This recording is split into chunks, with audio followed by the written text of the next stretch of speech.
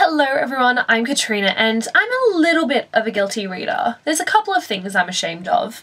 Not too many I don't think, but I'm going to be talking about those things today with the guilty reader tag. I don't think I've been tagged by anyone to do this, at least I haven't been made aware of it at the point at which I'm filming this. But this tag was created by Chammy from Read Like Wildfire, so I will link her original video as well as her channel down below. You should definitely go subscribe. But I saw her video and it's a tag that I was really interested in, so let's get straight into it. Have you ever regifted a book that you've been given? To be honest, it's kind of hard to remember, but the only thing I can think of would be not in those terms exactly, but it was a book that I was given by someone that I don't really know, and they obviously don't really know my reading tastes, so it's just a book that I've no interest in reading. It's not the type of genre that I'm typically interested in, so I have unhauled that book, but I haven't regifted it to like a specific person or anything. When I unhaul books, I generally donate them to charity, or I show a few of my friends all the books that I'm getting rid of, and if they want to take any, then they're welcome to it. So I guess my answer to that would be kind of. Have you ever said you've read a book that you haven't? Yes, but the only instance where I would have done this is telling my teacher that I have read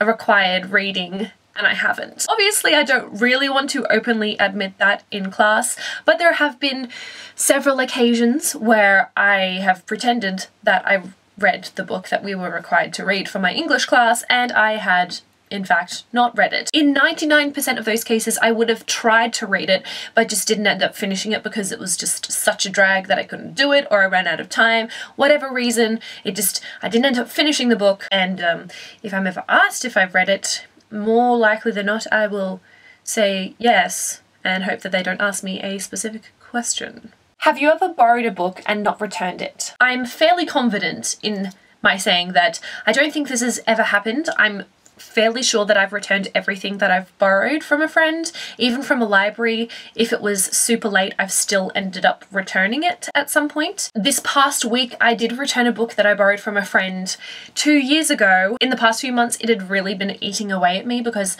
I hate when I lend books out to people and they don't return it for a really long time. So I was feeling super guilty about that. So I finally did it. I returned it, but yeah, I'm pretty sure I've returned everything that I've borrowed. Have you ever read a series out of order? Yes, there are two that come to mind, and I'm not so happy about admitting this. The first one is the His Dark Materials series by Philip Pullman, and I didn't actually really read all of it out of order. I've only read one book from the series, and that was the second book, The Subtle Knife. I was on a family holiday overseas, but I think I had finished all of the books that I had brought with me, and I think all of the books that Mum had brought with her as well. I was out of luck, and it must have been like at night when no shops were open, or we were in a non-English speaking country and it would have been tricky to find books in English. And my brother had, I think, just the one book with him, which was The Subtle Knife. And I was like, you know what?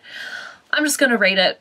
So I read it. I don't think I was super confused reading it, at least not enough that I gave up on the book, but I read the second book without having read the first.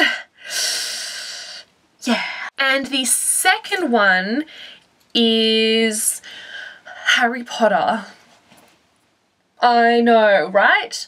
I know. I just hear me out, okay? So I would have probably been about 8 years old at the time. After reading the first Harry Potter book, I picked up the second, and at that point in time I had bunk beds in my room. I slept on the top bunk, and where my bed was positioned, if you opened the door a crack and my parents were still awake and had all the lights on, there was just a sliver of light where my head was, so I was able to kind of read at night sneakily. And I remember reading Harry Potter and the Chamber of Secrets at night by that sliver of light. I must have just, after finishing it one night, have put the book too close to the side of the bed and it fell down, and being on the top bunk I looked between the bed and the wall and I didn't see the book, and because it hadn't got stuck in the top bunk, I think I must have just assumed that it wouldn't have gotten stuck between the bottom bunk and the wall, so I checked the floor under my bed, couldn't see the book there. I would have had a lot of junk under my bed and also on the bottom bunk, so moving everything out of the way to look between the bed and the wall just would have been a trek and a half, so I didn't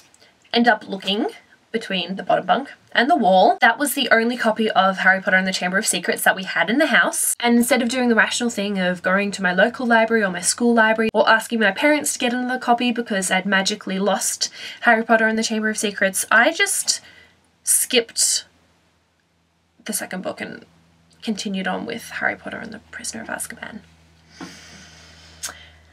And I actually didn't find that copy of Harry Potter and the Chamber of Secrets until several years later when I rearranged my room and moved the bunk bed, and lo and behold, there was the copy of Chamber of Secrets that I thought had magically vanished into thin air. So I only actually technically completed the entire Harry Potter series a couple of years ago when I reread from the beginning. Not something I'm proud of. Not one bit. Let's move on to the next question, please. Have you ever spoiled a book for someone? There's probably been some cases where I unintentionally spoiled someone of a book where I was just like in the heat of the moment and I said something that I shouldn't have. But the only time that I've really intentionally spoiled a book for someone is when I was reading My Sister Rosa by Justine Labalestiere. And it's about a guy whose younger sister is a psychopath and she just doesn't care about the repercussions of her actions. She does some pretty intense stuff. But I was reading that book, and at the time I didn't really know anyone else who had read it, so I was like, Alex, you don't read a lot, you'll probably never read this book, can I just vent at you while I'm reading this, because I just need to talk at somebody at the very least about what is happening because it's so intense. So that's what I did every time something happened or some new revelation occurred. When I was reading the book, I would just be like, oh my gosh, Alex, this just happened, this. I obviously told him pretty much everything that happens in the book, and at the end of it he was like, now I'm kind of sad because it sounds like a book I would really enjoy. Damn it, world. Oh, damn it. I'm kind of hoping that I can convert him into a bit more of a reader.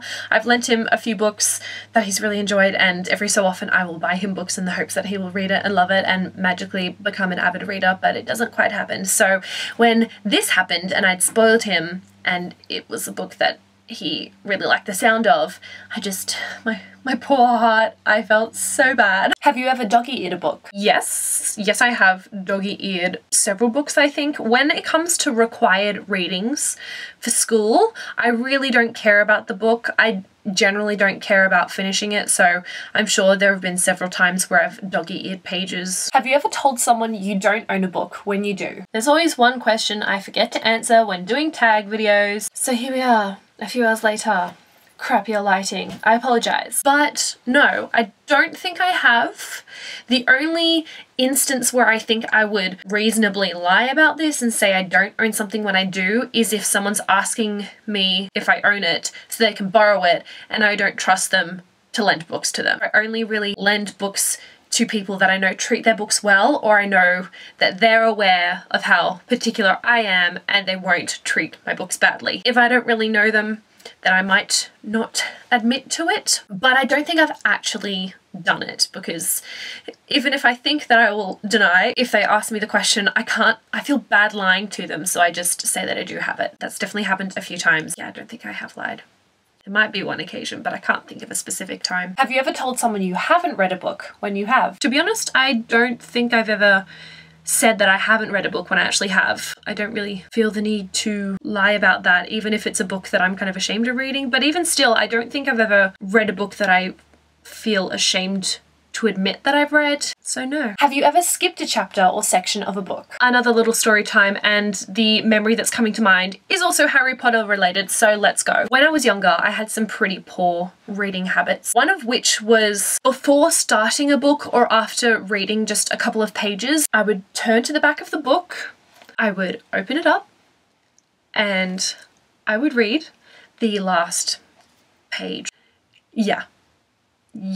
It hurts to admit that, not gonna lie. And I honestly couldn't tell you why I did this. I honestly don't know. Like, you know when you're in the middle of reading something that's really intense and you're just like, oh my gosh, is this gonna happen? And then you're not able to read fast enough and you need to know what happens then and there. So you like flip to the next page to kind of skim and see if what you're hoping happens does happen. That's another thing that I do, and it's the same kind of thing. I just can't help myself. I just do it. So I think one of the last books that I remember doing this before I was like, no, Katrina, you need to stop this, was either the third or fourth Harry Potter book. Can't remember which one exactly, but I do remember doing it with a Harry Potter book. Should I leave? Yeah, okay, I'll see myself out.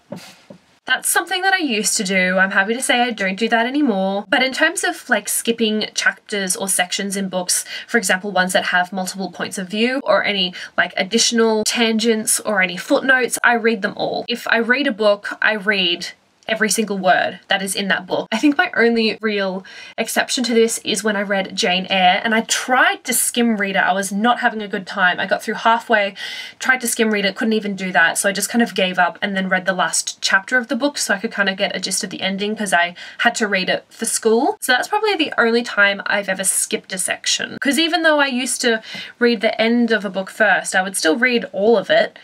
I would just read it slightly out of order. Have you ever badmouthed a book that you actually really liked? I don't think I've ever talked trash about a book and act as if I didn't like it when I actually did. There are some instances where my opinions of a book have changed over time, but at that point in time where I did enjoy the book, I wouldn't have acted as if I didn't like it. That being said though, with books that I do like, that's not to say that I won't kind of discuss some of the negative aspects of a book. If I'm having a discussion about a book or reviewing a book that I loved, I will still talk about some of the things that I didn't like, some of those negative aspects of the book.